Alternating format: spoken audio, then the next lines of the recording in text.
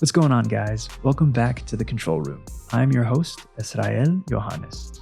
Now, this has been the first week of the NBA, and we're about to break it all down from the Mavs perspective. They have 3 games played so far out of 82, and with the way that my work schedule has been going, obviously I'm not seeing all the Mavs games in real time because I'm not assigned to the team anymore.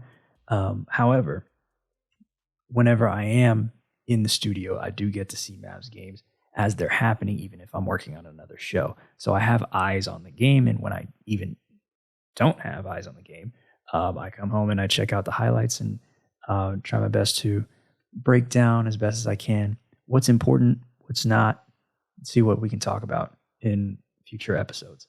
So the first 3 games for the Mavs have been October 25th, opening night at the Spurs. Victor Wembanyama's debut. It was a win for the Mavs by 7, and Luka and Kyrie Irving came in the clutch at the end of that game. We'll break that down.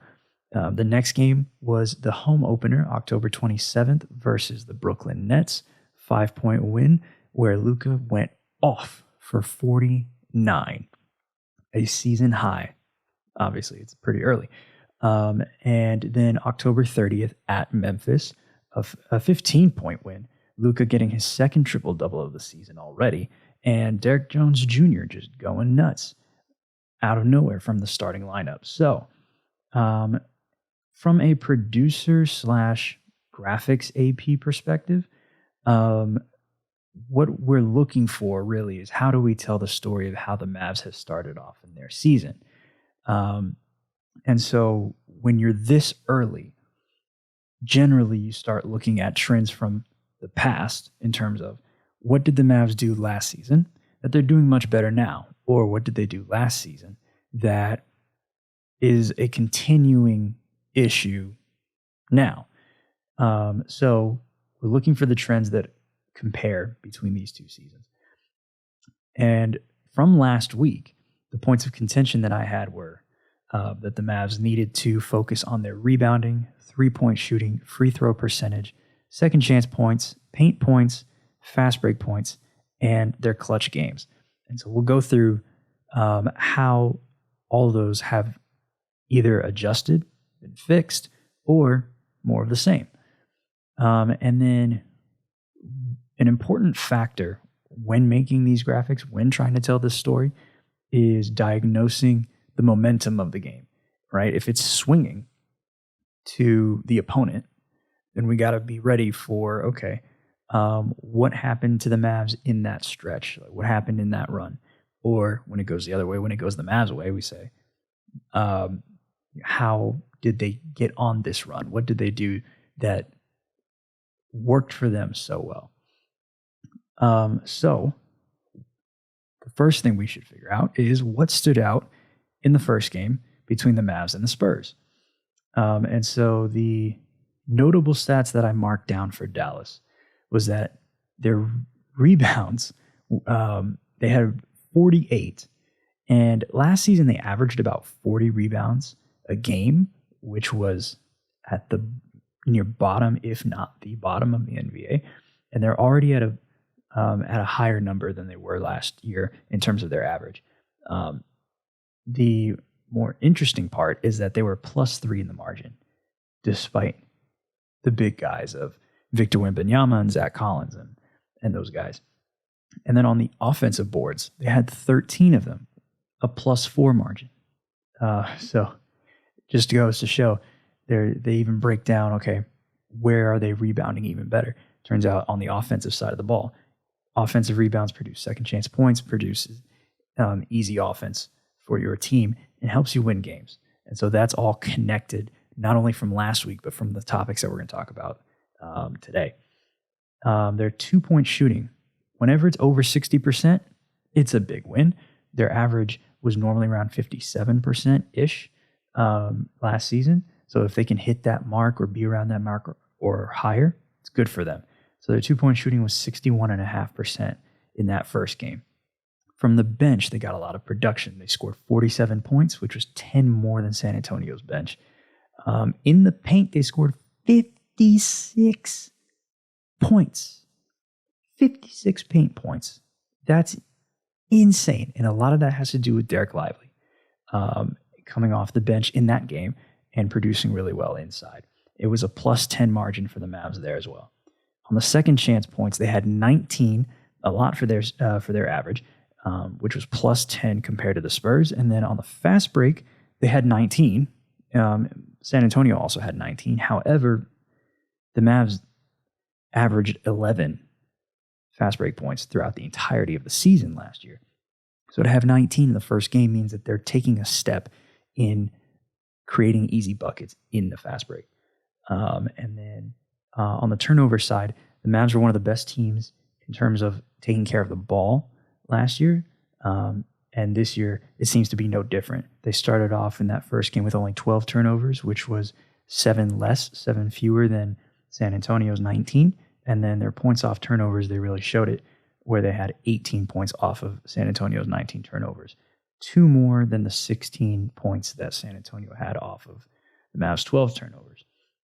And something that I like to keep a track of is how many double-digit scores the Mavs have versus how many do their opponents have. And so it was the first game this season with 6 or more double-digit scores. So the Mavs did have 6. Normally, when they have 6 or more double-digit scores, they tend to win games. They have a really good win percentage, especially from last year. 5 didn't seem to be enough, but somehow 6 was that sweet spot of if they got to 6 double-digit scores, they seemed to do well in those games. But there are always ways to improve. So let's look at some of the problems that I noticed from that first game. The three-point rate was at 47.5%, and it's not always a bad thing to shoot a lot of threes, especially when you're making them.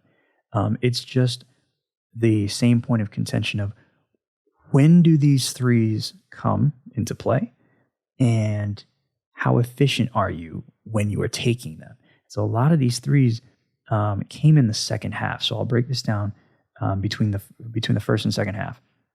In the first half, their three-point rate was 41.3%, and they shot 37% from 3. And so that was healthy, right? So you were shooting well from 3. 37% is good average. And you did have a sizable chunk of your field goal attempts come from beyond the arc. However, it wasn't exorbitant. But then in the second half, over half of their attempts came from 3, 52.8%, and they only shot 29% from 3. So this is where the decision-making starts to come into play, where you've gone cold, but you're still shooting more of what you're not making. And that can lead to issues down the stretch where you're looking for a big splash. You're looking for something to get you out of this slump. And you can do it in many other ways. I just mentioned that their two-point shooting throughout the game was 61.5%. They had options, but they kept shooting threes. So it's just a matter of knowing when it's the right time to take it, and rather than just looking for the big splash, just using it in the facet of your offenses.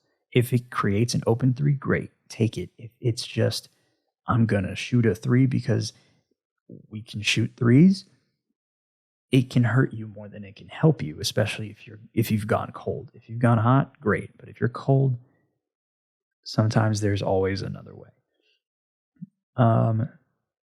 In the fourth quarter, it actually shot up compared to the entire second half. The fourth quarter rate from 3 was 59.3%, and they shot 25% from 3. This alone is enough to say stop shooting threes. But what complements it is that they shot 8 of 11, which was 72.7% from 2 in the fourth quarter. It's right there. Statistically, it is right there. You are making a lot of 2s. You're missing a lot of 3s, but you keep shooting a lot of 3s. So you don't have to make it this hard. Now, when we get to the Memphis game, Obviously, that's going to change because they shot the lights out from three. And so that's just the confidence that this team has. They know they can shoot from three. And so they do. However, if you get cold, don't let it cost you a game. Clearly, that did not happen this time. And so good for them. You want to take as many wins as possible, and then use these as learning opportunities. And so I'm not going to just bash on the Mavs this early in the season because they decide they're going to take a bunch of threes. It's just a matter of, okay, don't let this become a recurring habit. All right, just make sure that you're cognizant that you have other options and that you utilize them well. But we will talk about how they have improved elsewhere so that if they do seem to have, issues with the three, they know that they have options that they can go to. Let's break down their free throw attempts by the quarter because it actually went down throughout the game.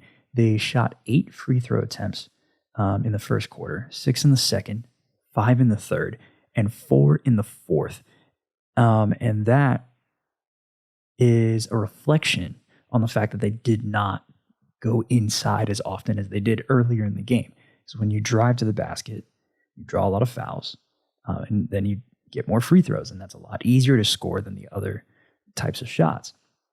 And so as that attempt number goes down, you start noticing, okay, it's mainly because their 3-point attempts where they don't generate as many fouls is where their offense is coming from. And it might have kept Victor Wembanyama in the game because they had him in foul trouble early, and that's why he didn't play as much throughout that game.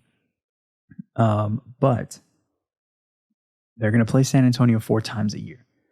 It's not going to be the first time they see Victor, and they can try it again in his next go around. However, he's going to be more improved. He's going to be more experienced, and so he might not fall for the same tricks again. He might, but he might not. So you don't want to take those strategies for granted. Now, let's go through how Victor played in this game. He was limited to 23 minutes and 19 seconds, which means we have a 23-19. And he scored 15 points on 6 of 9 field goals. And from 3, he shot 3 of 5. Insane for a guy who's 7'4".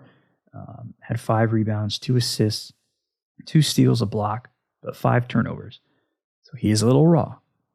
And the Mavs did their best to contain him as much as they could, but you cannot stop him. You can only hope to contain him, as Kevin Harlan would say.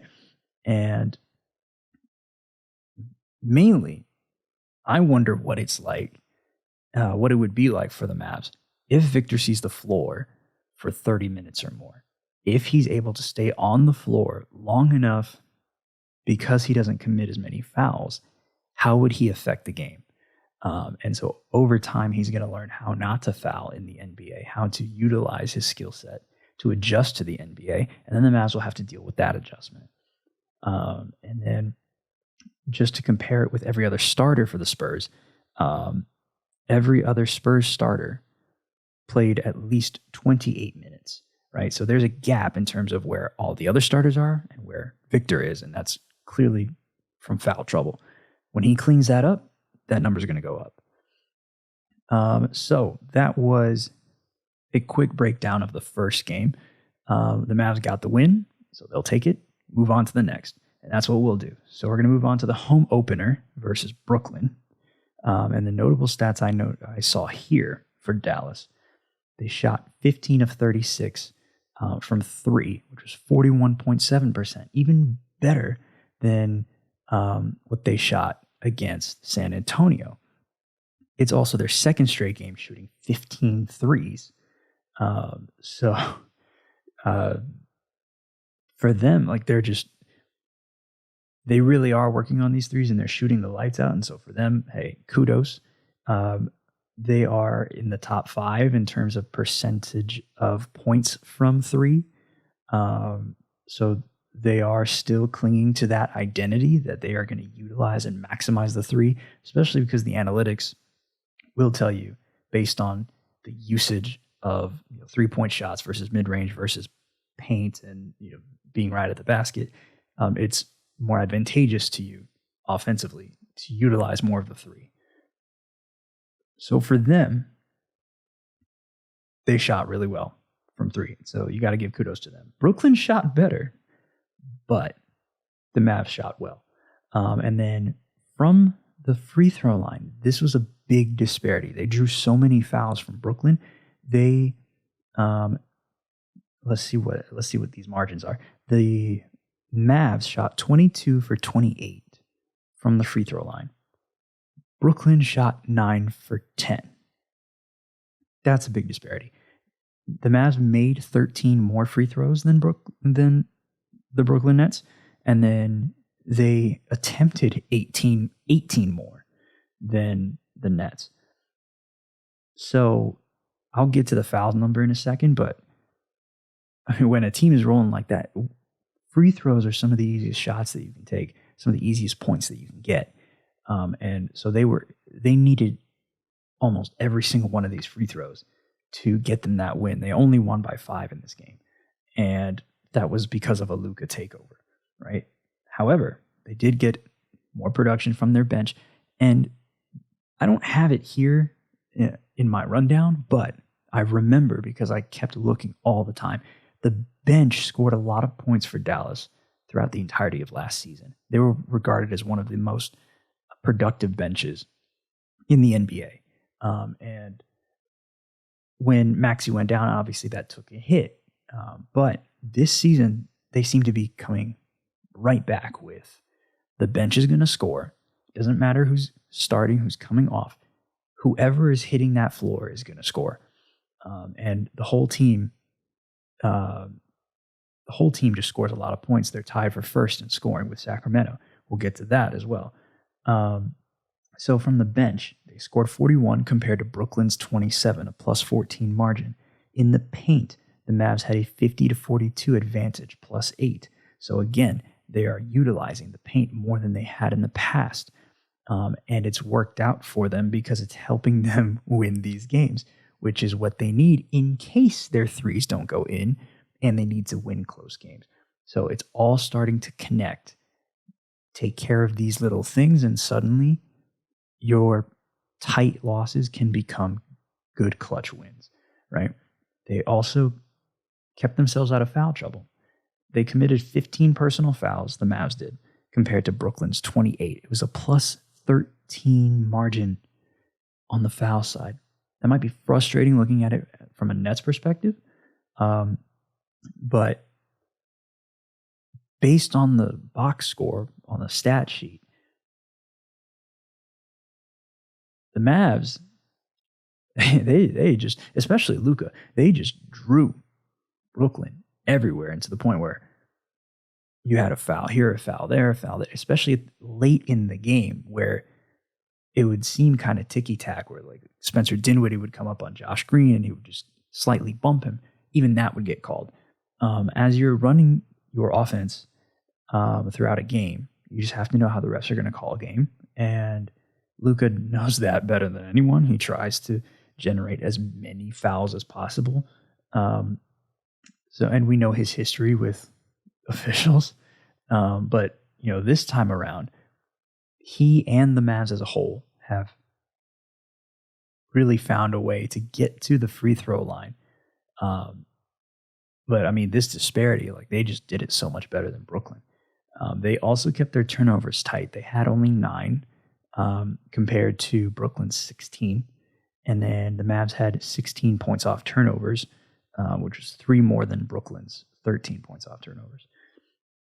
And now let's get into some of the problems that came from this game. Derek Lively only played about 17 minutes. His official time was 16 minutes and 50 seconds. And this wasn't like Victor's foul trouble or like Derek Lively's foul trouble that he had against Memphis in the third game. This seemed more about scheme. I think Jason Kidd was just wanting to utilize a different lineup based on how Brooklyn was throwing their guys out. And Brooklyn's construction after all of those trades last year, they seemed like a team full of 3-and-D guys. And it's kind of more of the same with this roster. And so that when they run the pick and roll, Derek Lively can find himself in drop coverage. And it's a little different than when you're doing the pick and roll, defending the pick and roll, and there's an actual center, rather than dealing with Spencer Dinwiddie and Dorian Finney-Smith. That's a different combo.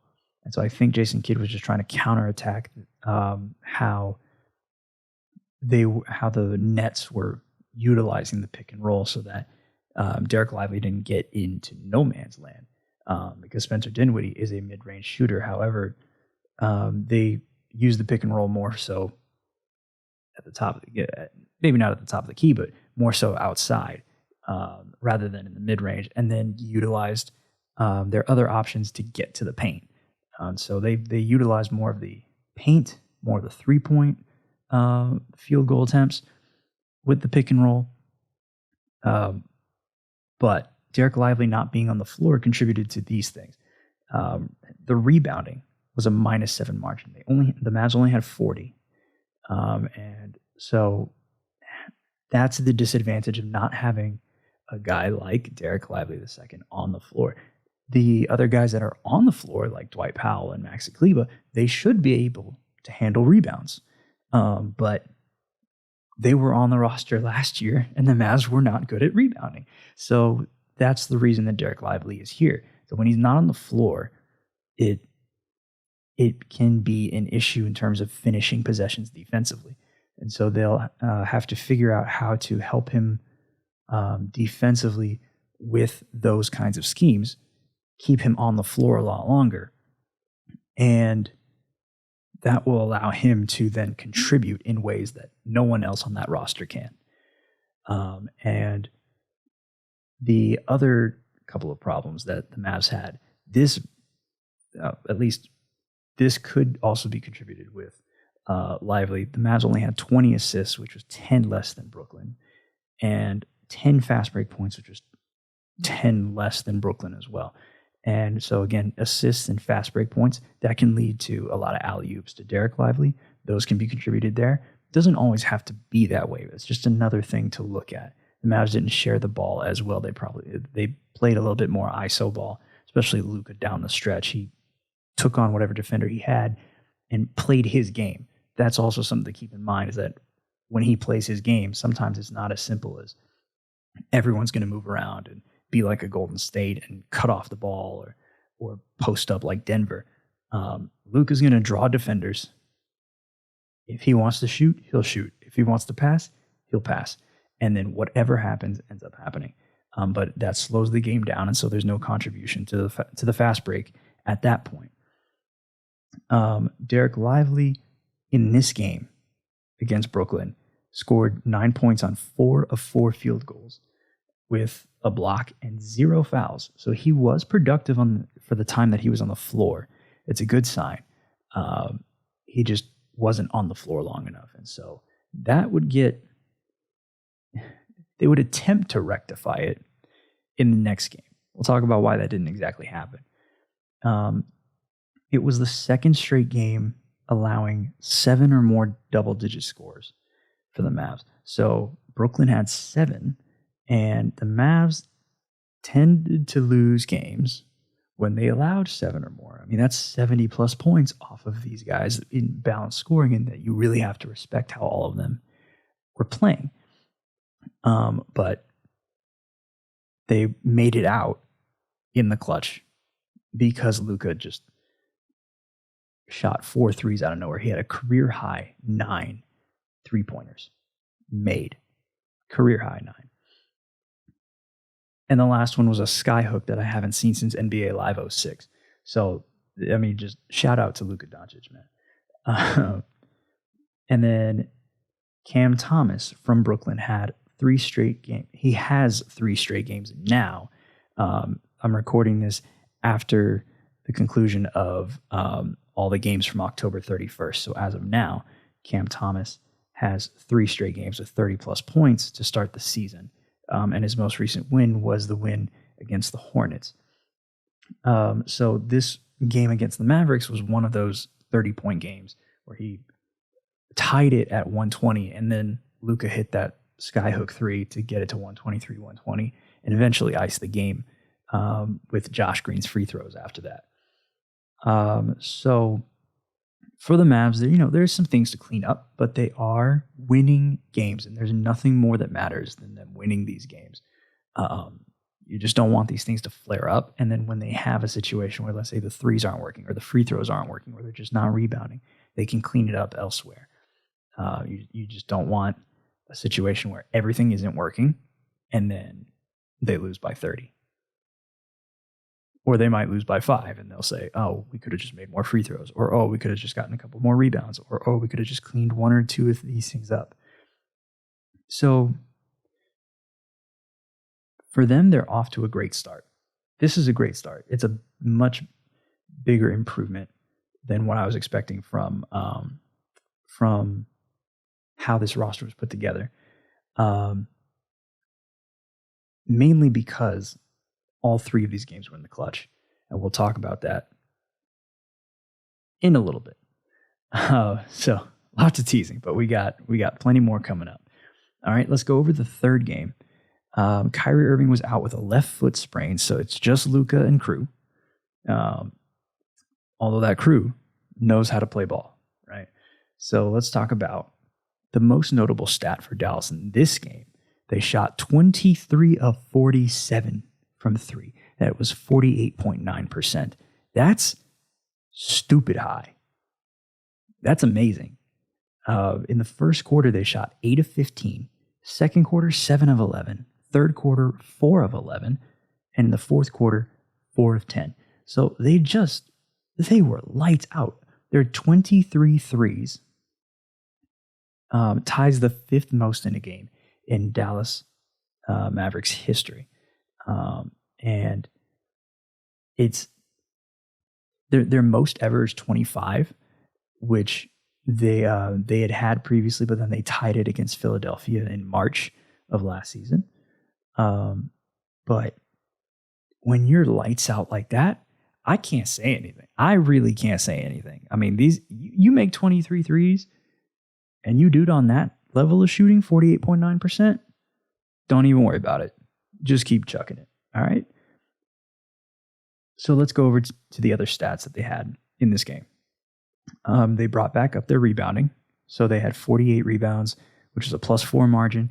Now, remember, this is against Memphis, who last week I said was one of the better rebounding teams in the league last season. The reason why they're not doing so well, especially against the Mavericks, when it comes to rebounding, is because of the injuries to Steven Adams and Brandon Clark, right? Steven Adams is now out for the season with a knee injury, and Brandon Clark is still recovering from his Achilles injury that he had at the end of last season.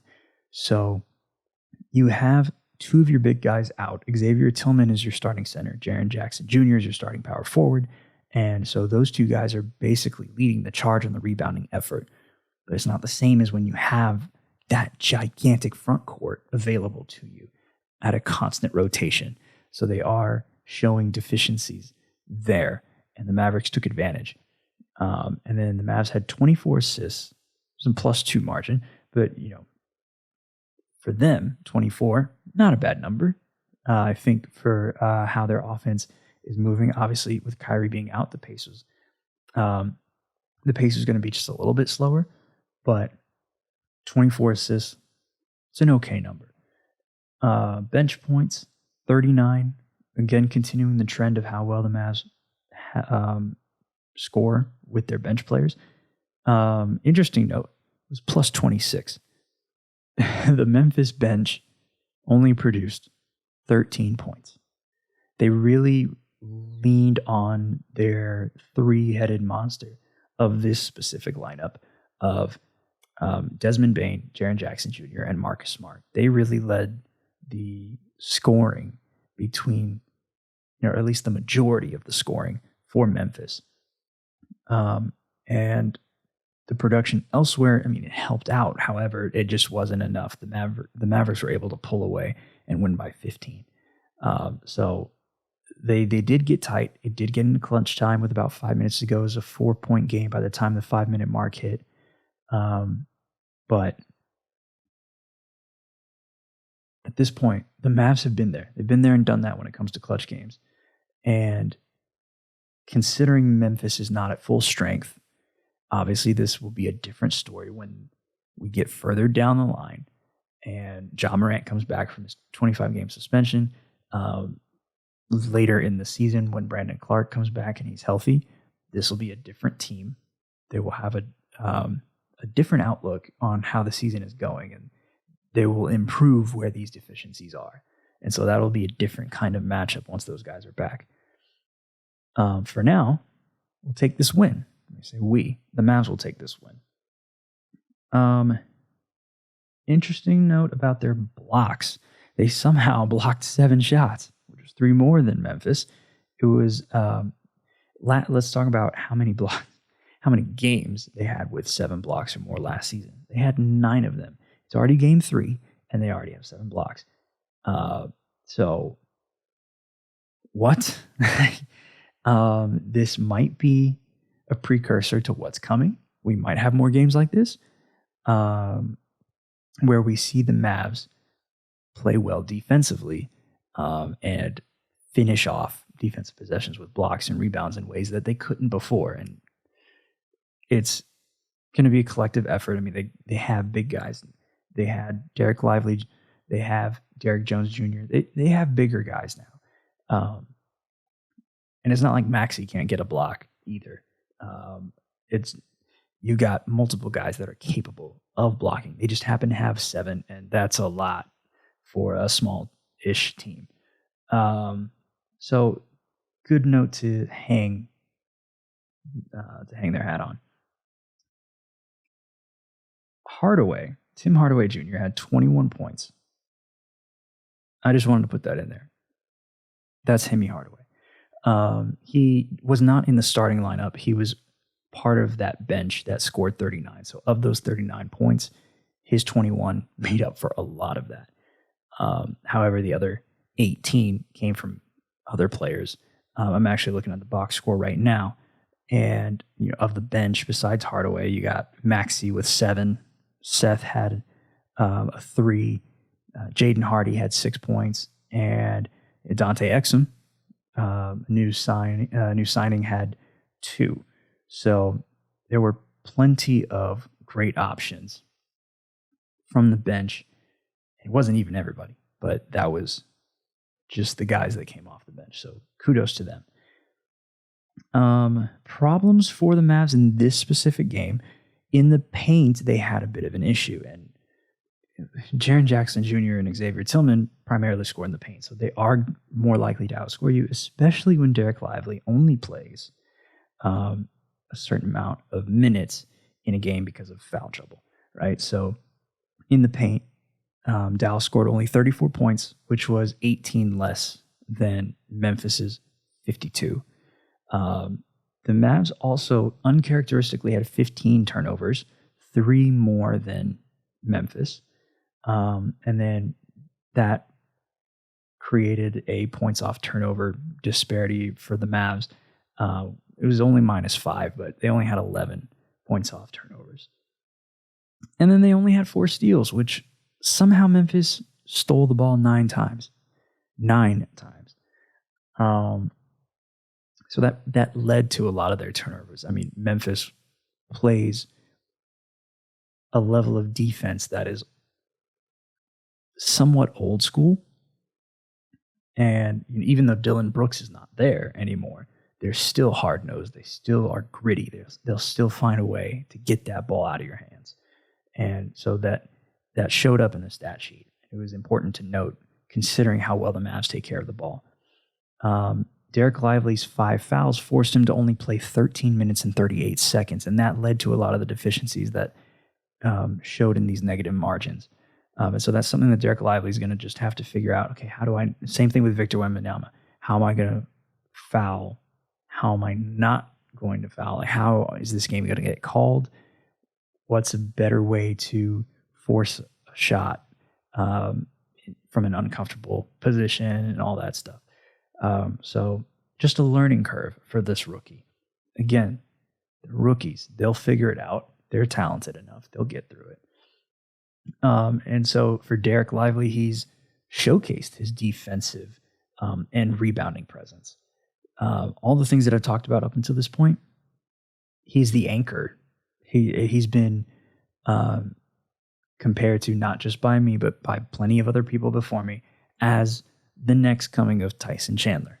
And so as he molds into this role, as he gets better in this role, it's going to be more consistent, more reliable. And, you know, for him right now, he's still raw, but he's shown that talent. He has shown that he can do it. He's flashed his abilities. He's already had a double-double. So for him, it's just a matter of putting in the work and getting better every day. And so it'll show itself, just like for Jaden Hardy. Over time, it will show. And he'll be much better at the end of the season compared to the beginning. Let's go through what Luka Doncic did over these 3 games. He has 3 straight 30-point games to start the season. And then that second game was a 49-point game. Last season, he started 2022-2023 with a 9-game streak of 30 points or more in each game. Will he hit that mark? I don't know. But, I mean, never say never. He has 2 triple-doubles in his first 3 games this season, and in his career, he has 58.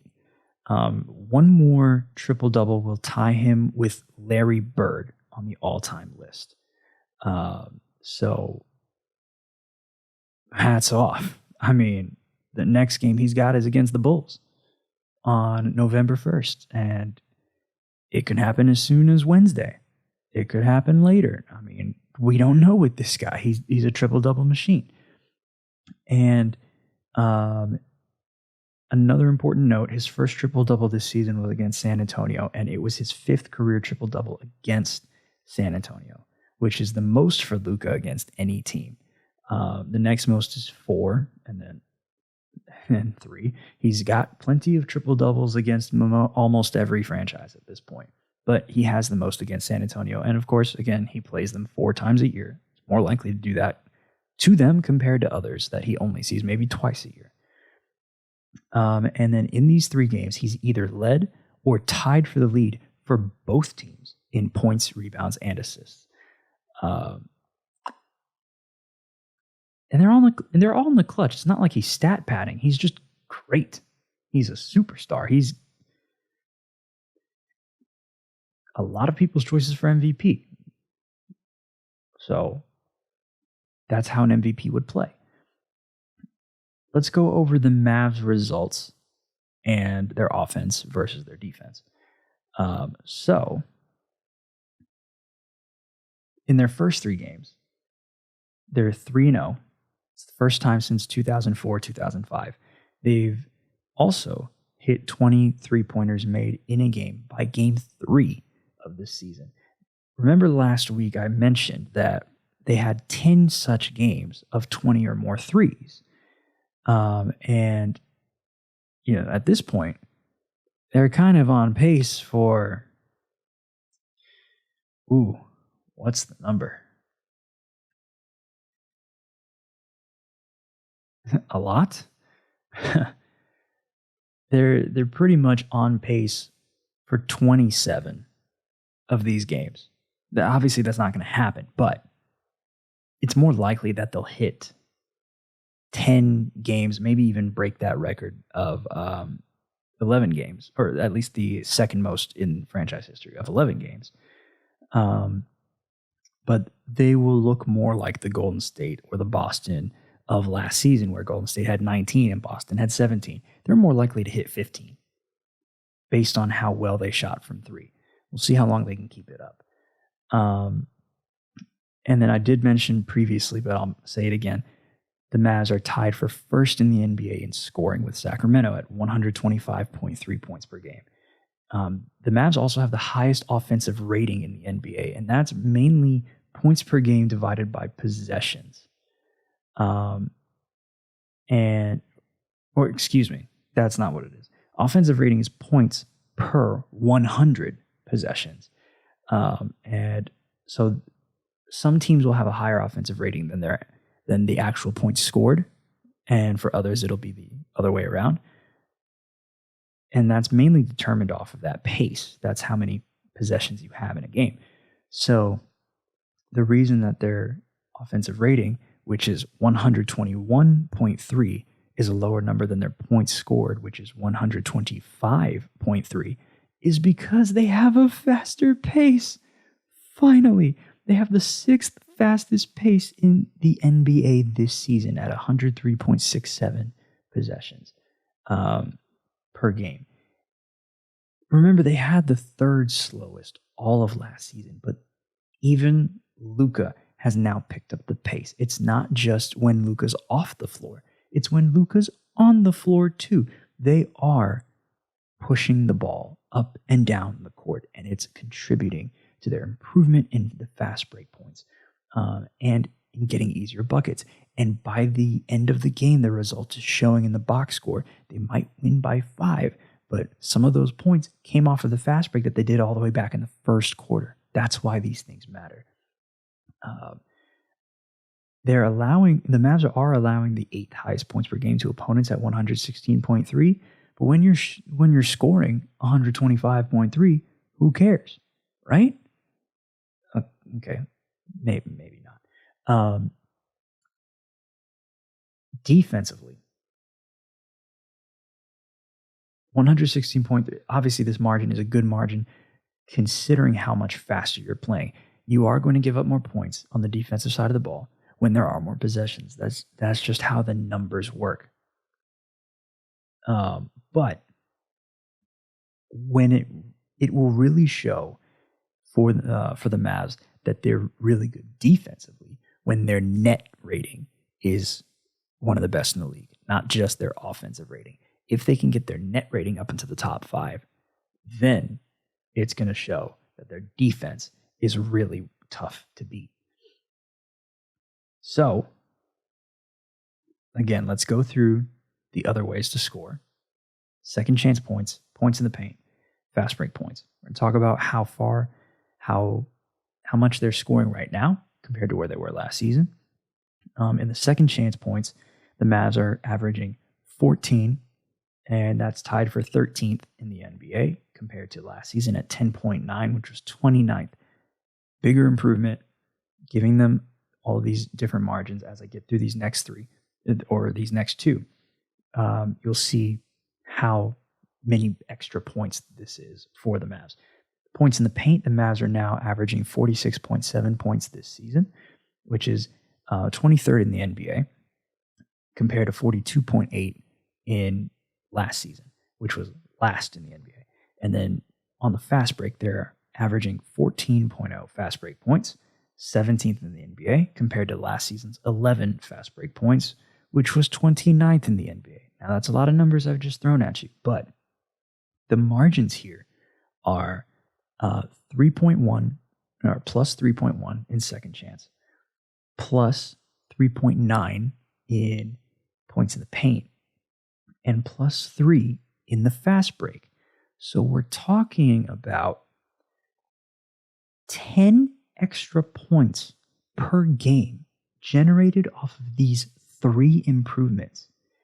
And that's the difference between the Mavs being where they were last year to being as high in scoring as the Boston Celtics. So again, as I said last week, these little things, they really matter. The margins matter, and they dictate the results of games. And they're doing it, and it's fun to see because it's showing up in these wins. And so when you add all this together, then it comes down to clutch game execution. So let's go through their clutch games. They went 3-0 in their first 3 clutch games this season, and it's the 5th time in franchise history. Here we go again. These stats that are involved in this calculation are only available since 1996, 1997. So that's as far back as this can go. But it's the fifth time since 96, 97 that the Mavs started 3-0 in their first three clutch games, no matter when those clutch games happened in the season, as long as it was their first three. The previous time, or the last time, was 2021, 2022, so pretty recent. But before that was 2004, 2005. Now, the Mavs are 3-0 in their first three games that also happened to be clutch games this season. That's a different statistic, right? It literally means their first three games on the schedule ended up being clutch games, and they won all three of them. The last time that's happened, this is the second time in franchise history since 96, 97. So the last time that's happened was 1997, 1998.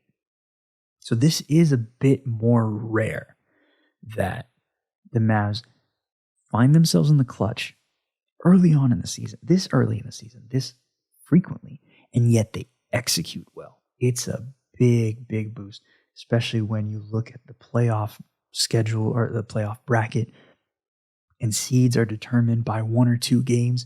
These three games here, executing early on means you don't have to do it later, or it means you have a leg up on the other teams that are trying to catch you at the end of the season. So all these things are going to matter as we get closer to March and April, when we really get into this playoff push post All-Star break. And then, as a reminder, last season they lost eight of their last 9 clutch games, including 7 straight. And so this is a complete turnaround, having to deal with all of those clutch losses right in their hands at the end of last season, and it's just wiped out, clean slate, 3-0 to start the season. So this is a complete turnaround, and it's only a matter of time before we find out, can they keep it up? So let's look at the next 2 matchups for the Mavs. They have the Bulls. They are going to be at home at American Airlines Center against the Bulls. And then they will be on the road against Denver. So let's talk about this Bulls matchup on Wednesday, November 1st. Let's go over the first, or at least the 2 games that the Mavs had against Chicago last year. In the first game, this was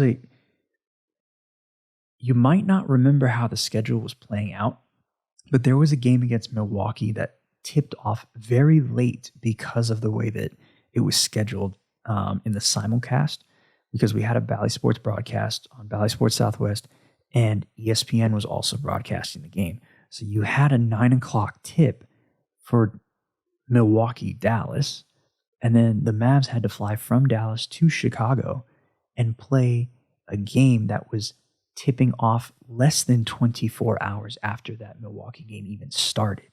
So Luka was already dealing with an injury. I believe it was a quad injury at the time. He didn't even travel with the team for that game. So he did not play. And then in the second game, the Mavs and the Bulls were wanting the 10th spot in the draft, but they were also in the play-in conversation. The Bulls were pretty much already the 10th spot, so they were going to play in the play-in regardless.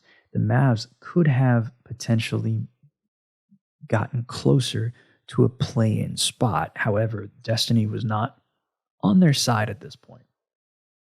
So they just did not win the game, and the NBA found that suspicious. So they fined the Mavs $750,000 for what happened in that game. Luka did play, but only in the first quarter, and it was only because it was Slovenian night, even though he wanted to play in those games, and so did Kyrie. But that pick eventually turned into Derek Lively II. And so, sometimes Mark Cuban will just be like, screw it. Give me that fine. See what happens.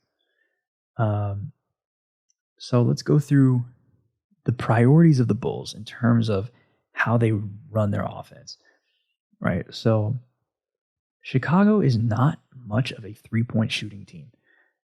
Their three-point rate this season is 33.8%, which is the second lowest in the NBA. Last year, it was 33.3%, and that was also the second lowest in the NBA. They don't utilize the three as often as many other teams do. In the paint, they, at least outside of the restricted area, they attempted 14.8 field goal attempts this season. So of their 4 games so far, that's how many they've attempted, and it's the 9th fewest in the NBA. So they also don't utilize the paint as much unless they're in the restricted area. And last season, it was actually lower. It was 13 field goal attempts per game in the paint, which was the second fewest in the NBA. So why is that? Why does Brooklyn not use the paint in that regard? Why do they not use the three in that regard? It's mainly because of their roster construction. So the guys that you have there, DeMar DeRozan, Zach LaVine, they prefer the mid-range. So their highest priorities here are they attempt 17.3 field goal attempts this season from mid-range, and that's the most in the NBA. Last season, similar story, 17.8. Also the most in the NBA. This year, the Bulls scored 12.3% of their points from the mid-range. Now, it doesn't seem like a lot, but that's like out of 100 points, that's about 12 or so that just come from the mid-range. So that's 6 mid-range shots per game. And it can easily come from, DeMar just on a pick and roll, coming inside the zone, maybe even being open. Billy Donovan calling a certain play, maybe a horns type of play, and getting one guy open on the elbow and getting a shot from there. But outside of getting deep in the paint, like in the restricted area, they do utilize the mid-range more than most teams in the last couple of years. So they're probably going to use that more often.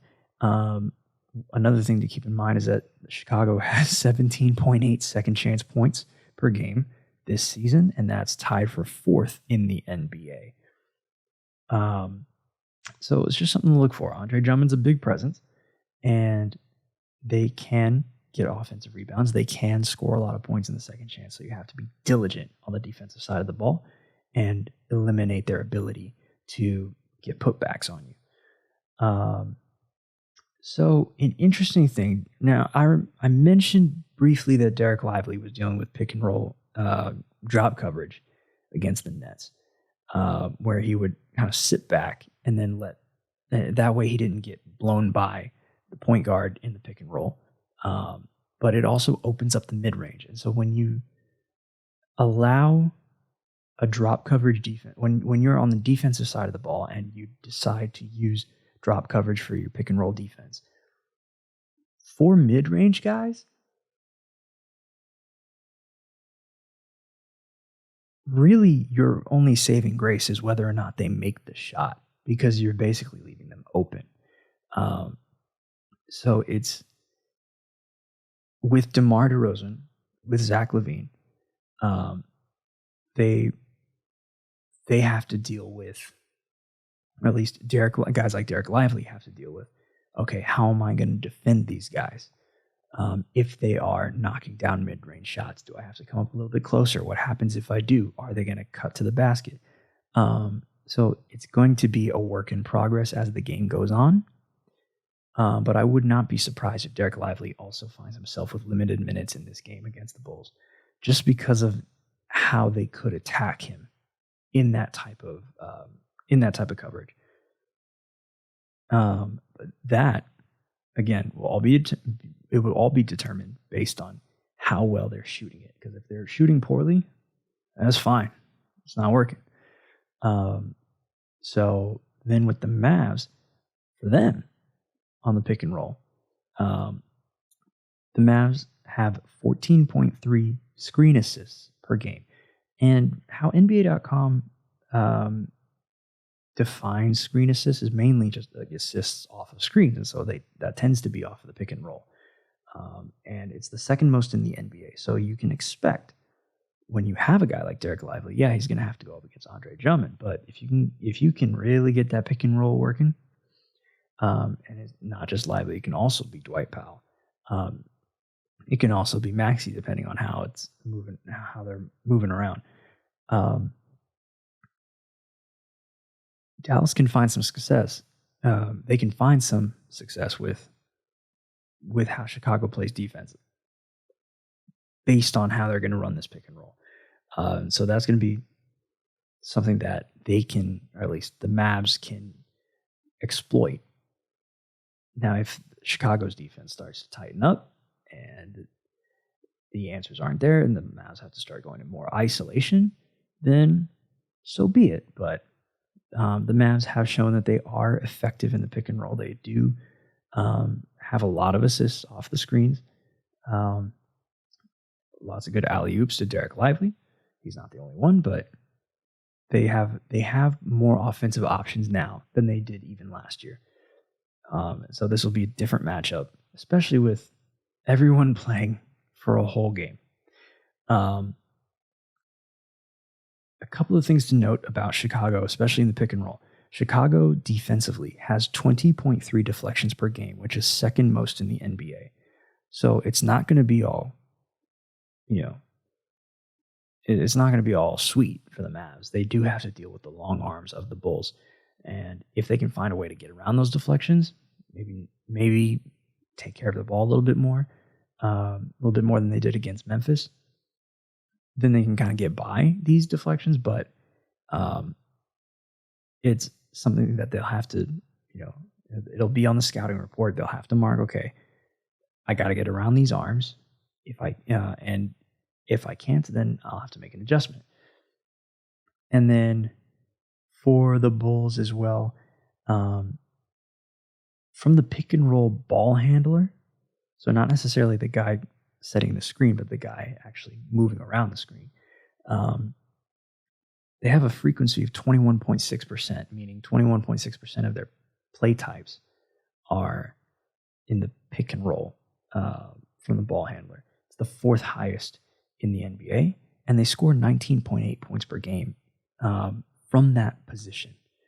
And that's the sixth most in the NBA. So they are effective when they utilize the pick and roll. And so I can just think of Andre Drummond coming up, setting the screen, and DeMar DeRozan coming off, and then seeing drop coverage and then taking a mid-range. And so all of these statistical factors start to blend together, and then you start seeing, okay, there are things that Chicago is probably going to do. So it's time to buckle down and get prepared for it. Maybe find an adjustment to it. Maybe stop it entirely. But at least they know what they've got going up against them. They're more of a mid-range team. And so for injury reports, Zach LaVine is considered, at least last I checked, Zach LaVine is considered probable with a back injury. And then Kyrie Irving is still questionable with that foot sprain. I'm not exactly sure if he's going to play, considering it is a foot sprain. And it's not like he or Devin Booker is back yet. So, but he's listed as questionable, and he's day-to-day. But LaVine is probable. Now let's go through the Mavs and Nuggets. For the Nuggets, they have a more balanced offense. Obviously, they don't lean to the three. They don't lean inside. They don't lean to the mid-range. They do everything pretty well. An interesting thing, though, is that their frequency to post up is 8.5%, which happens to be the highest in the NBA. But all of that has to do with Nikola Jokic. And Jokic averages 26.5 points, 12.3 rebounds, 8.5 assists just this season. Leads Denver in all three categories. He has 107 career triple-doubles, in case you haven't caught up with how many triple-doubles he has. And he's tied LeBron James and Jason Kidd for fourth all-time. And Denver is now 4-0 to start the season. And their starting five, Jamal Murray, Kentavious Caldwell-Pope, Michael Porter Jr., Aaron Gordon, and Nikola Jokic himself. I mean, that's a hard team to take down. I know that there's been a little bit of turnover from that championship team. But at full strength, this team is tough. They're tough. With their balance, the Mavs have to be really diligent. Now, it's not like the Mavs haven't beaten them before. They can do it again, but that's going to be a much tougher task than, say, a Chicago. And that game is going to be an in-season tournament game for both teams, which, guess what? We're going to get into right now. So let me just make sure that I have everything ready for that. And I will do my best to explain this convoluted tournament system, but you will know what you need to know in terms of following along with what's about to happen. So the Mavs-Nuggets game on Friday, November 3rd, is the first group play game for the West B group. All 30 teams are in groups of 5. So there are 6 groups of 5. The West has 3 groups. The East has 3 groups. And so Dallas's group is Group B, or at least West B. And out of all 30 teams, 8 of them will advance to the knockout rounds. And of those 8, 6 of them are the winners of each group. So 3 from the East and 3 from the West. And then 2 wildcard winners, which is the best overall record within group play of the other remaining teams per conference. So best in the West, best in the East of everyone left. And so then regular season games will get scheduled for teams based on the knockout result. So if you're out before December 6th, then you will have a regular season game scheduled against other losers of the knockout on the 6th and on the 8th. If you make it to the next round and you play an in-season tournament game on the 6th, then let's say you lose on the 6th, well, then you'll have a regular season game scheduled for the 8th. But the in-season tournament final in Vegas does not count toward the regular season. So that will be an 83rd game played by 2 teams only, and it's mainly for prizes and bragging rights and a nice-looking trophy. But given the rising popularity of soccer, the WNBA has their own version of this. This is some way to kind of provide more value to the regular season. And to make it a little bit more exciting, I mean, we're coming up into, by the time this is all said and done, it'll be mid-December, and so the NFL will start being on their playoff push, but the NBA will be about 2.5 months before all focus is shifted to basketball and hockey for some people. But this is one way to kind of really heighten the popularity of the league in a window where it may not be so popular. So, I mean, all of this most of it is going to take place after the World Series, so baseball will already be over, but it's mainly football that's taking the attention. But these games are going to be played on Tuesday and Friday, so they're not going to interfere with college football or with NFL football, or most college football, but definitely not NFL football. So let's go through the Mavs in-season tournament group, which is West B. Their 4 matchups are on Friday, November 3rd at the Nuggets at 9 p.m. Central, then Friday, November 10th versus the Clippers at 7:30 p.m. Central, and then their next game will be Tuesday, November 14th at the New Orleans Pelicans at 7 p.m. Central, and then their 4th and final in-season tournament group game will be Tuesday, November 28th, which is 2 weeks later, versus the Houston Rockets at 7:30 p.m. Central. So just so you're aware of who is all where, I'll just briefly mention who is where. So in West B, you have the Mavs, the Nuggets, the Pelicans, the Clippers, and the Rockets. Those 5 teams all in West B. And then in West A, you have the Memphis Grizzlies, the Phoenix Suns, Los Angeles Lakers, Utah Jazz, and the Portland Trail Blazers. And then in West C, Sacramento Kings, Golden State Warriors, Minnesota Timberwolves, Oklahoma City Thunder, and the San Antonio Spurs. So those are all your West teams segmented into 3 groups of 5. And then on the East side, in East A, you have the Philadelphia 76ers, Cleveland Cavaliers, Atlanta Hawks, Indiana Pacers, and Detroit Pistons. And then in East B, you have the Milwaukee Bucks, New York Knicks, Miami Heat, Washington Wizards, and the Charlotte Hornets. And then in East C, you have the Boston Celtics, the Brooklyn Nets, Toronto Raptors, Chicago Bulls, and the Orlando Magic. So clearly they're not split by division. They had the NBA had a different type of drawing to randomly group these teams together.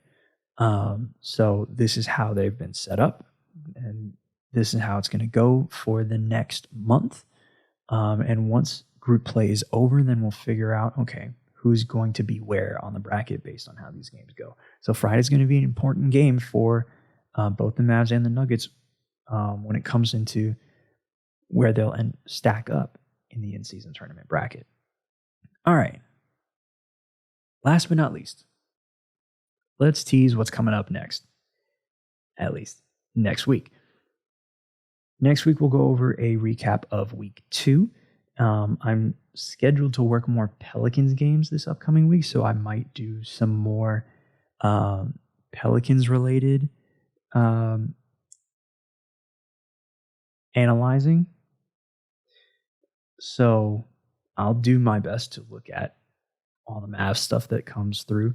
I do have the Mavs Nuggets game on Bally Sports Southwest, and so I'll get a really good look at that one. So it'll have a bit of Mavs, it'll have some Pelicans, but it's going to be a week 2 recap. And then remember, I did mention just a couple minutes ago, the Mavs will play the Clippers for an in-season tournament game. And so that means that we got to talk about the James Harden trade. I'm not going to break it down just yet. In the next episode, we'll break down everything that went through in this trade that basically happened overnight.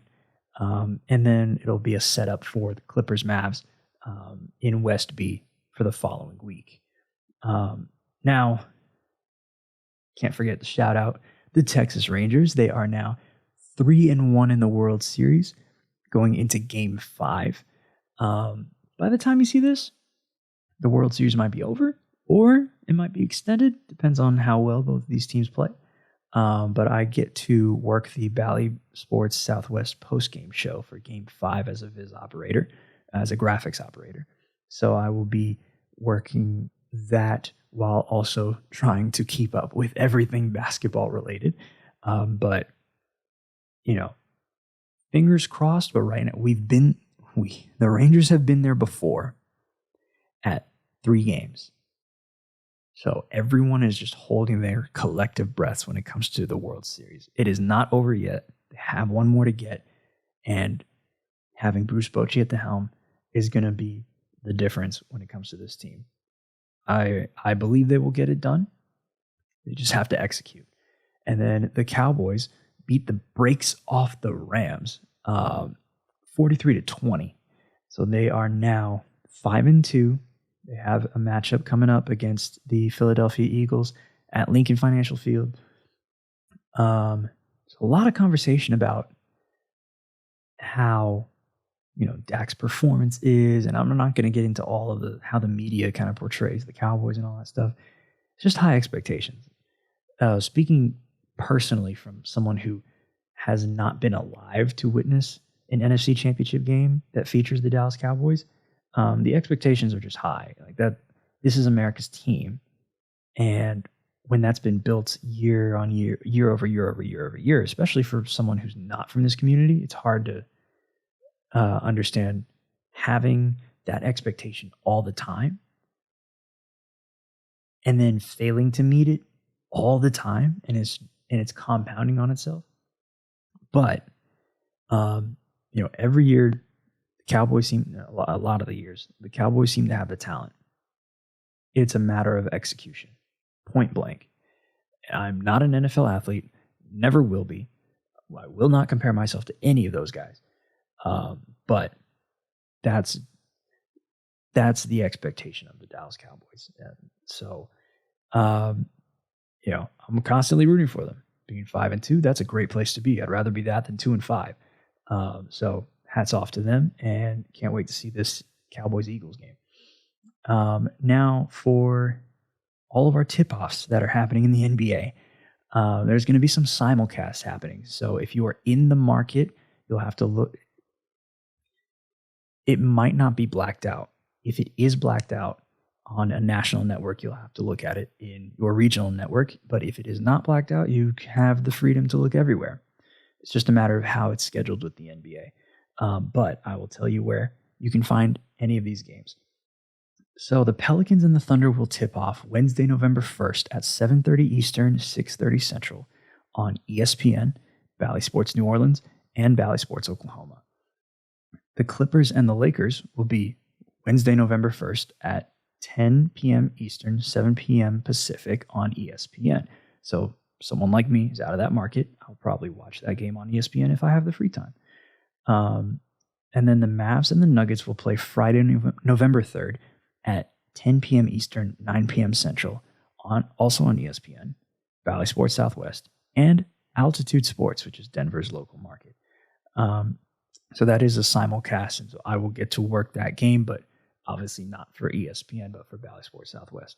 And then strictly local, the Detroit Pistons will play the New Orleans Pelicans on Thursday, November 2nd at 8/7 Central on Bally Sports Detroit and Bally Sports New Orleans. And then the Warriors and the Thunder will tip off Friday, November 3rd at 8/7 Central on NBC Sports Bay Area and Bally Sports Oklahoma. So that is it for me today. I will see you next week. Thanks for listening. Thanks for watching.